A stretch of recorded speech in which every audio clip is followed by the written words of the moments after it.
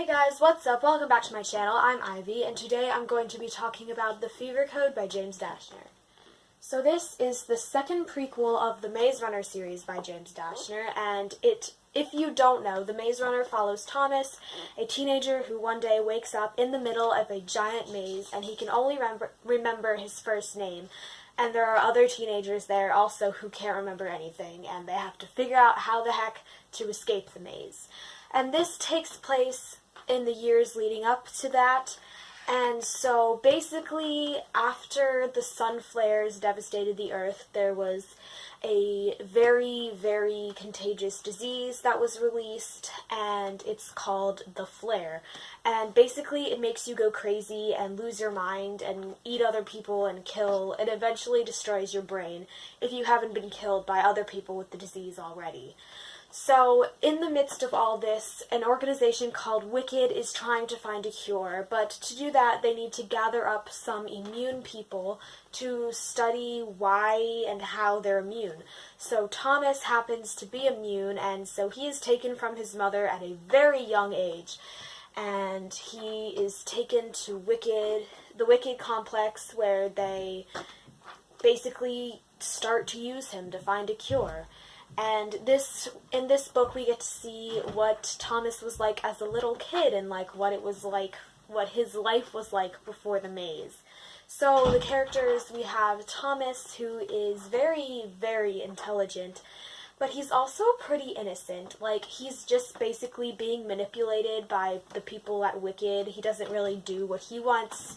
He just goes with what they want for him. And he's also very loyal to his friends, and he will do anything for them. And then the other main character is Teresa. She's also very intelligent, and she is very determined to do what she thinks is right in this whole situation. So if you have not read this book, I recommend you leave this video now because I am about to get into some spoiler parts. Okay, so Thomas and Teresa are separated from the other kids because they're special or something.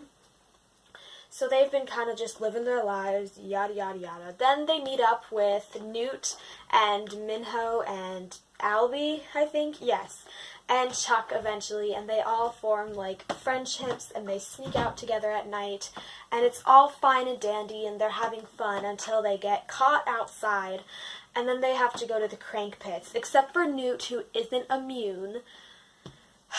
And they go to the crank pits and they get all scared. But they're still, friends. They still find ways to see each other every once in a while. And it made me really sad to see all these characters, because if you've read the series, it made me really sad because all of them die. Literally every single one of the characters in this book, except for Thomas and Minho, they're all dead at the end of the series. And it was just kind of depressing because they all had, such hopes. They're we're gonna make it through this. No, they don't. Anyways. So they go to the crank pits and they get really scared, and then they're kind of away from each other, but then Minho decides to try to escape, but that doesn't go well, so he's punished, and Thomas is starting to figure out some things, see some dark secrets that Wicked is keeping from him, and he and Teresa are working on the maze, which they don't really know what that implies, but they're learning more and more and getting farther and farther inside Wicked, kind of. So then their friends get put into the maze, everyone except Chuck, and they have to watch, Thomas watches them as they go through this, and their memories are gone. They have no idea who they are. They're in this giant maze, monsters out in the maze. Newt tries to kill himself. I mean, it's just very, very dark. And Thomas is starting to question, is this what I want? I'm helping them do this to my friends, and he sees people die, and he's is this worth it? He's just starting to second guess his decisions up until now, and eventually it gets so bad that he's you know what, that I'm done with you, Wicked. So he decides to try to save his friends, and he confides in Teresa, and she agrees to help him. So he's all ready to swoop in and rescue his friends and save them from Wicked, because they're never going to stop. But then, But then, Teresa decides to betray him, and he thinks that he's going to have his memory when he is inserted into the maze, but he doesn't. Teresa knew all along, but Dr. Page drugs him. Oh yeah, and she's Chancellor Page now. That was kind of important that I skipped. Oh well. Anyways, Page, she drugs him, and I saw it coming a mile away in like the tea, and he was like, oh no, I'm just gonna drink this tea, nothing's wrong. Oh my god, how dumb can you be? Anyways, so he drinks it, and then he gets knocked out, and then like as he's getting his memory wiped, he knows what's happening at some level, and it just really broke my heart. Oh my, like, so we, like, it's hard to explain, but I feel like it's a little, like, it's so weird because the Thomas that we know from, like, the series, not this book, is just without any of these memories, which is crazy to me. And I don't know, it just kind of messes with my mind a little bit, but you know. Anyways, so he gets put in the maze with no memories, and literally the ending is like exactly how the Maze Runner starts, which I thought was super cool and super well done.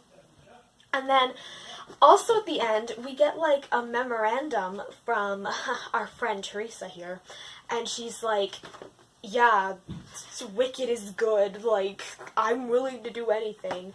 This book basically did three things. It made me really happy because it answered all my questions, but it also made me really depressed because all of the characters are, like, dead and stuff. Anyways, the third thing that it did, the most thing, was it made me hate Teresa even more than I already did, so that's great. So, this book was mainly, well, one of the major things that this book was about is basically, like, a few lives versus many. Like, is it worth it to, like, torture these kids and murder these kids to find a cure? Like, to have a chance to find a cure to save, like, many more people.